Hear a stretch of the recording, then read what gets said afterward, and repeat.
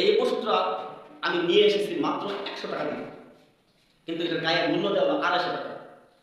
এই ওষুধটা যখন শেরপুর সদর থেকে আমাদের পার্শ্ববর্তী টাকালপুরে যখন নিয়ে আসা হয়েছে, তখন সেই দোকানের দাম বলতেছে 200 টাকা, অর্থাৎ একটা বোতলে প্রায় 100 টাকা করে তারা লাভ করতেছে।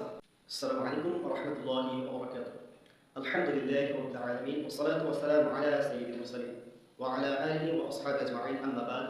আউযু বিল্লাহি মিনাশ শাইতানির রাজীম। বিসমিল্লাহির রাহমানির রাহিম। আহলাল্লাহু বাই'আ ওয়া ক্বালা নবী সাল্লাল্লাহু আলাইহি ওয়াসাল্লাম। আলহামদুলিল্লাহ, সমস্ত প্রশংসা আল্লাহ তাআলার জন্য, যে আল্লাহ তাআলা হালাল উপায়ে উপার্জন করাকে ফরজ করেছেন, এবং এর মধ্যে অন্যতম হচ্ছে ব্যবসা। আমাদের নবী করিম সাল্লাল্লাহু আলাইহি ওয়াসাল্লাম ব্যবসা করেছেন, এই সুবাদে ব্যবসা করা সুন্নাহ।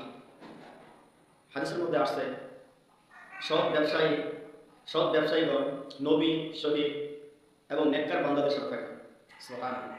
যারা ব্যবসায়ী তাদের মর্যাদা সম্পর্কে হাদিসের মধ্যে আসছে, যারা সৎ ব্যবসায়ী হবে তাদের সম্মান তারা থাকবে সে হাসরের ময়দানে নবীদের সাথে, শহীদদের সাথে, মুমিনদের সাথে তারা থাকবে। সুবহানাল্লাহ। যখন আমি সৎ উপায়ে ব্যবসা করব, বিশ্বস্ততা এবং সততার সাথে যখন আমি এরকমভাবে ব্যবসা করব, তখন সেই ব্যবসাটা আমার নেক আমল করতে হবে। যখন আমি সুন্নাহ মোতাবেক ব্যবসা করব, এরকমভাবে যাতে যারা ক্রয় করছে তাদের উপর জুলুম না হয়, ওজনে কম না দেওয়া, এদিকে খেয়াল রাখা। তার সাথে ব্যবসা করা, নিষ্ঠার সাথে এরকমভাবে ব্যবসা করা, বিশ্বস্ততার সাথে ব্যবসা করাটা যেরকম সওয়াবের কাজ, ওরকম যে ব্যক্তি প্রতারণা করবে ব্যবসার মধ্যে, যেরকমভাবে কোনো ভাইকে ঠকানোর জন্য সে প্রতারণা করবে, কোনো এরকমভাবে অপআশ্রয় নেবে, অর্থাৎ অবৈধ কোনো আশ্রয় নেবে, তখন সেই ব্যবসাটা হারাম হয়ে যাবে।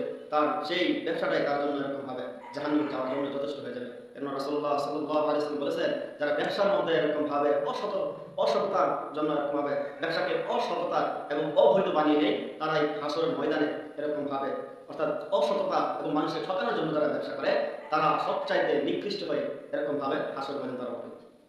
দেখুন, আমাদের নবী সাল্লাল্লাহু আলাইহি ওয়াসাল্লাম তিনি ব্যবসা করেছেন এবং ব্যবসা করাটা এরকমভাবে শিখিয়ে দিয়ে গেছেন। তো এই সুবাদে আল্লাহ তাআলা বলেছেন, আহলাল্লাহু বাই'আ, আমি আল্লাহ তাআলা ব্যবসাকে হালাল করেছি, ওয়া হারামা রিবা, এবং হারাম করেছি সুদকে। আমি ব্যবসাকে হালাল করেছি এবং সুদকে হারাম করেছি। কিন্তু যারা এই ব্যবসার ফাঁকে মানুষের সাথে প্রতারণা করতেছে, যারা এরকমভাবে প্রতারণা করতেছে, লোকদের সাথে, সাধারণ লোকদের সাথে প্রতারণা করতেছে, তাদেরকে এরকমভাবে কি করতেছে, প্রতারণার মাধ্যমে তাদের কাছ থেকে বেশি টাকা এরকমভাবে নিয়ে নিতেছে। তো আজকে আমার ভিডিওটা হবে প্রতিবাদী ভিডিও একটা।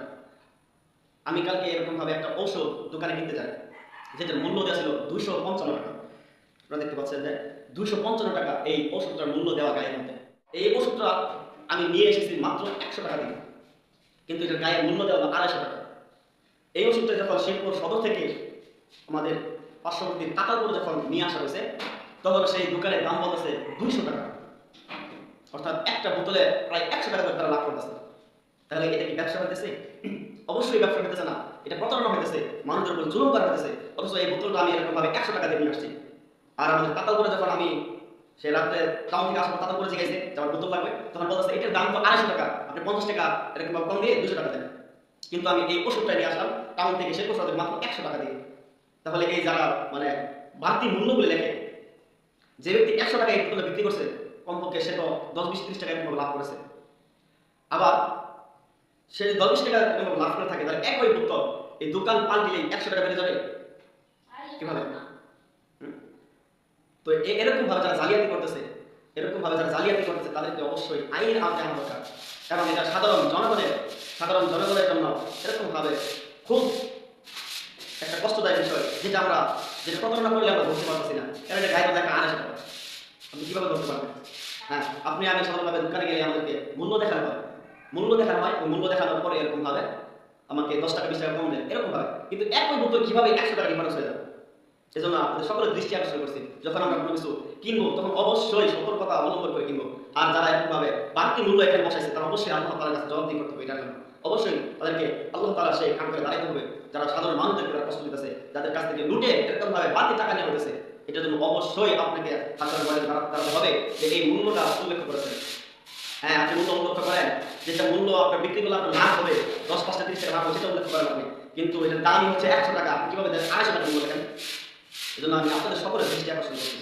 আপনারা সতর্ক হন যেন তারা আমাদেরকে আর ধোঁকা দিতে না পারে এবং তারা এরকম ভাবে ব্যবসা করে তাদের যেন আইনের আওতায় আনা হয়, তাদেরকে এরকম ভাবে তারা আইনের আওতায় আনা হয়, আমরা সেই আশা ব্যক্ত করছি।